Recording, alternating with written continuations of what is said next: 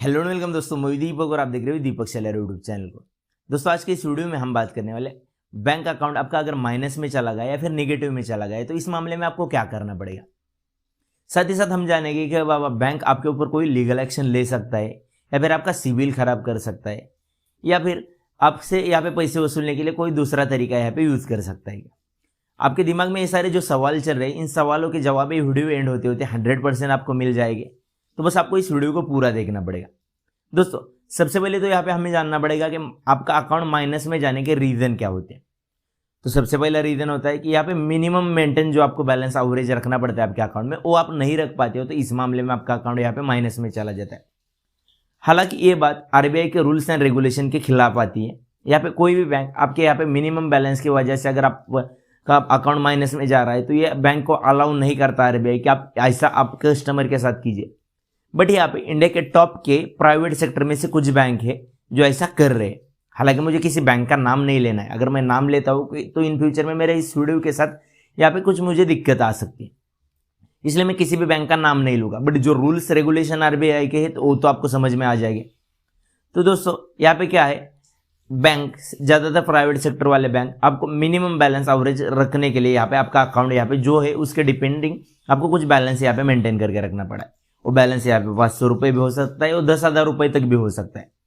तो डिपेंड करता है कि आपका अकाउंट यहाँ पे रूरल एरिया में है या फिर सिटी में, मेट्रो सिटी में, जो डिपेंडिंग ऑन सिटी पे ऊपर और उस बैंक के ऊपर होता है कि वो बैंक यहाँ पे आपके अकाउंट में कितना बैलेंस मेंटेन करके रखने के लिए बोलते हैं। अगर आप मेंटेन करके नहीं रखते हो तो उस मामले में बैंक यहाँ पे आपके अकाउंट से यहाँ पे वो जो कुछ चार्जेस है वो तो काट सकती है, बट आपका अकाउंट बैलेंस माइनस में नहीं यहाँ पे लेके जा सकती। माइनस में क्यों नहीं लेके जा सकती वो आपको आगे वीडियो में बताऊंगा, वैसे कुछ प्रूफ भी मैं आप लोगों के साथ शेयर करूंगा।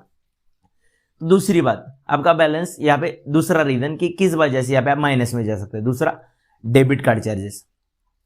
अगर आपके पास कोई बैंक अकाउंट है तो उस बैंक का आपके पास कोई डेबिट कार्ड भी होगा। Debit card means ATM card तो आपके पास होगा ही होगा। तो उस एटीएम कार्ड का सालाना एक चार्जेस फिक्स होता है, जो चार्जेस मिनिमम 200 रुपए से लेके 500-600 रुपए तक हो सकता है, डिपेंडिंग ऑन डेबिट कार्ड आप कौन सा यूज कर रहे हो उसके ऊपर यहाँ पे उसके चार्जेस होते हैं। तो उस डेबिट कार्ड के चार्जेस की वजह से भी आपका अकाउंट माइनस में आता है। तो दोस्तों वो चार्जेस तो आपको 100% यहाँ पे बैंक को भरने पड़ेगी। अगर आपका डेबिट कार्ड का चार्जेस कटा है, आपके अकाउंट में बैलेंस नहीं तो और आपका डेबिट कार्ड आपने री इश्यू किया है या फिर आपका डेबिट कार्ड का maintenance charges, annual maintenance charges यहाँ पे कटा है, तो वो चार्जेस तो आपको बैंक को वापस करना ही करना पड़ेगा। इसके लिए कोई रूल नहीं है, बैंक इस मामले में आपका अकाउंट माइनस में ले जा सकते हैं। साथ ही साथ अगर आपने बैंक से कोई लोन लेकर रखा है और लोन का अमाउंट आपके अकाउंट से कटता है तो इस मामले में आपका बैलेंस माइनस में गया तो वो बैलेंस भी आपको बैंक को रिटर्न करना पड़ेगा। और वो बैलेंस बैंक ने आप लिया है तो लोन लेते वक्त आपने बहुत सारे टर्म्स एंड कंडीशन उनके एग्री की थी, उसके हिसाब से वो आपका बैलेंस माइनस में डाल सकते हैं। फिर आपकी सैलरी भी यहाँ पे होल्ड कर सकते हैं। अगर आपका सैलरी अकाउंट है तो इस मामले में आपकी सैलरी भी होल्ड कर सकते हैं। तो बैंक के रूल के हिसाब से आता है, तो इस मामले में आरबीआई कुछ भी नहीं बोलेगी। यहाँ पे आपका बैलेंस वो माइनस में भी ले जा सकते हैं, आपका सैलरी भी यहाँ पे आया हुआ अकाउंट में होल्ड करा सकते हैं। ये हो गई बात।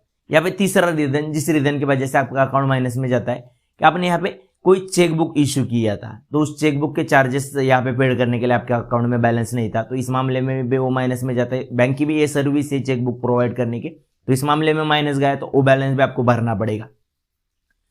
साथ ही साथ आपने कोई ऑटो डेबिट सेट करके रखा है आपके अकाउंट से और ऑटो डेबिट यहाँ पे वो डेबिट नहीं हो पाया और वहाँ पे वो बाउंस हो गया तो उसके बाउंसिंग चार्जेस वगैरह लगते हैं। या फिर आपने किसी को चेक दिया था और चेक बाउंस हो गया तो उसके जो बाउंसिंग चार्जेस होते हैं वो बैंक को आपको रिफंड करने ही पड़ेंगे। क्योंकि देखिए वो कुछ रूल्स एंड रेगुलेशन में आता है बैंक के कि बाबा जो चेक आपने दिया था वो बाउंस हो गया है, या फिर आपका कोई ऑटो डेबिट कौन सी 1 तारीख को फिक्स कटने वाला था और आपने अकाउंट में बैलेंस नहीं मेंटेन करके रखा तो उस मामले में आपका अकाउंट बैलेंस माइनस में चला गया, आपके ऊपर फाइन बैंक ने लगा दिया, तो वो तो आपको बैंक को पेड करना ही करना है। अगर अब बात करते हैं मेन टॉपिक की, अकाउंट मेंटेनेंस चार्जेस, अपने अकाउंट में बैलेंस मेंटेन करके नहीं रखा और उसकी वजह से आपका अकाउंट माइनस में चला गया तो बैंक कभी भी ऐसा आपके साथ नहीं कर सकती। आप बोलोगे कि भाई दीपक तो ऐसा कैसे बोल सकता है, बैंक आपके साथ नहीं कर सकती। तो दोस्तों आरबीआई की एक गाइडलाइन से एक आरबीआई ने सर्कुलर पेश किया था, आई थिंक 20 नवंबर 2014 को एक सर्कुलर आरबीआई ने पेश किया था। उस सर्कुलर का कॉपी भी मैं आप लोगों के सामने यहाँ पे शो करवा दूंगा। अगर आपको पीडीएफ डाउनलोड करना है तो बैंक की वेबसाइट पे जाके वहाँ पे भी आपको पढ़ना है तो पढ़ सकते हो। साथ ही साथ आपको पीडीएफ डाउनलोड करना है तो पीडीएफ भी डाउनलोड कर सकते हो। फिलहाल आप साफ साफ देख सकते हो बैंक ने साफ साफ यहाँ पे आरबीआई ने बैंकों को कहा है कि अगर एवरेज कोई बंदा आपके अकाउंट में बैलेंस मेंटेन नहीं करके रख रहा है तो उसके अकाउंट में जब तक बैलेंस यहाँ पे मेंटेन है तब तक आप उसके ऊपर चार्जेस लगा सकते हैं। अगर उसका बैलेंस एक बार जीरो हो गया तो जीरो होने के बाद आप उसके अकाउंट को माइनस में लेकर नहीं जा सकते। अगर कोई बैंक यहाँ पे माइनस में लेकर गया तो यहाँ पे PDF कॉपी डाउनलोड कर लीजिए और डाउनलोड करने के बाद बैंक में जाइए, बैंक में जाके उनके मैनेजर से बैंक के मिले और वहाँ पे वो नोटिस उन्हें दिखा दीजिए। अगर सामने वाला बंदा फिर भी मान नहीं रहा है, आपका अकाउंट बैलेंस माइनस में से निकाल कर नहीं दे रहा है, तो आप क्या कर सकते हैं, उनके हायर अथॉरिटी जो कुछ उनके नोडल ऑफिसर वगैरह होते हैं उनसे उनकी शिकायत कर सकते हैं।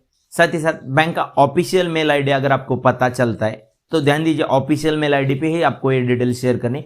अगर आप ऑफिशियल मेल आईडी के अलावा किसी और मेल आईडी को मेल करोगे तो उसके साथ आपके साथ फ्रॉड भी होने के चांसेस है। तो बैंक के ऑफिशियल मेल आईडी को भी आप मेल कर सकते हो। आपके अकाउंट डिटेल्स यानी आपको कभी भी आपके डेबिट कार्ड की डिटेल्स या फिर डेबिट कार्ड पिन वगैरह आपको कभी भी शेयर नहीं करना है। खाली आपका अकाउंट होल्डर का नाम, अकाउंट नंबर आप शायद शेयर कर सकते हो और साथ ही साथ आपके साथ जो कुछ हुआ है जिस रीजन की वजह से माइनस में गया, तो साथ ही साथ यहाँ पे RBI का जो सर्कुलर है उसकी PDF कॉपी अटैच करके आप मेल कर सकते हो और उन्हें रिक्वेस्ट कर सकते हैं कि बाबा बैंक के माइनस में नहीं निकाल रहा है, तो यहाँ पे वो माइनस से आपका अकाउंट निकाल के दे सकते हैं। तो अब बात करते हैं कि बाबा ये माइनस में गया हुआ अकाउंट आपको फिर से यूज़ करना है तो क्या करना पड़ेगा। तो दोस्तों जैसे आप अकाउंट में बैलेंस मेंटेन करके रखना चाहते हैं तो उस मामले में अगर जैसे आपने अकाउंट में बैलेंस डाला तो वो जो कुछ चार्जेस कटने वाले वो बैंक तो काट लेंगे। बट अगर यहाँ पे आपको लगता है कि कटना नहीं तो बैंक में जाके आप मैनेजर से मिले, एक बार उनसे रिक्वेस्ट कीजिए कि माइनस में से आप अकाउंट यहाँ पे निकाल दीजिए, उसके बाद अकाउंट में जो बैलेंस मेंटेन करना है मैं रखता हूँ। अगर वो एग्री करते तो ठीक है, तो अगर वो एग्री नहीं करते तो इस मामले में आप अपने अकाउंट को क्लोज करवा सकते हैं। आपको माइनस से तो उनको 100% आपके अकाउंट को निकालना है RBI के रूल के हिसाब से। एक बार आपका बैलेंस जीरो हो गया आपके अकाउंट में तो जीरो होने के बाद अकाउंट क्लोजर फॉर्म बैंक में जाके आप भर के दे सकते हो और आपके अकाउंट को परमानेंटली आप क्लोज करवा सकते हैं। तो इस मामले में क्लोज हो सकता है। अगर आपको लगता है कि मुझे बैंक में भी नहीं जाना है और कुछ नहीं जाना है तो बस आप मेल कर लीजिए। अगर आपको अथोराइज मतलब ऑफिशियल मेल आईडी अगर बैंक का मिलता है तो वहाँ पे मेल कर लीजिए। आपका अकाउंट नंबर, आपकी डिटेल्स वगैरह स्क्रीनशॉट यहाँ पे बैंक के एप्लीकेशन का शेयर कर सकते हैं जिसमें आपका अकाउंट माइनस में गया है तो वो उन्हें शो करवा दीजिए। आपकी कार्ड डिटेल्स है कभी भी उनके साथ शेयर नहीं करनी और वो माइनस में से एक बार निकल जाता है तो उसके बाद आप उस अकाउंट को वैसे ही छोड़ दे सकते हैं। अगर आप आपके अकाउंट को वैसे ही छोड़ देते हो तो 1 साल के बाद आपका अकाउंट पूरी तरह से डीएक्टिवेट हो जाता है।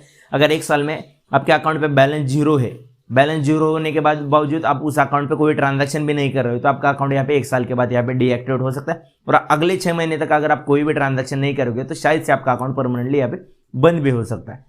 इन फ्यूचर आप कोई भी दूसरे बैंक का अकाउंट, जीरो बैलेंस अकाउंट वगैरह यूज कर सकते हो या फिर जो माइनस में अमाउंट गया है वो अमाउंट यहाँ पे जीरो होने के बाद अगर बैंक आपको अलाउ करती है कि आप आपके अकाउंट को कंटिन्यू करोगे, हम फिर भी यहाँ पे कोई चार्जेस नहीं काटेंगे तो उस अकाउंट को आप कंटिन्यू कर सकते हो। बट ये बात है बैंक में जाके सबसे पहले डिस्कस कीजिए, कंफर्म कीजिए, उनको RBI का जो यहाँ पे गाइडलाइन से जो सर्कुलर है उसका प्रिंट आउट निकाल के लेके जाइए, उनको दिखाए। हालांकि क्या होता है बैंक के अधिकारी भी जो बैंक में जो एग्जीक्यूटिव होते हैं उनको भी इन बारे में यहाँ पे इस सारी चीज़ों के बारे में ज़्यादातर नॉलेज नहीं होता।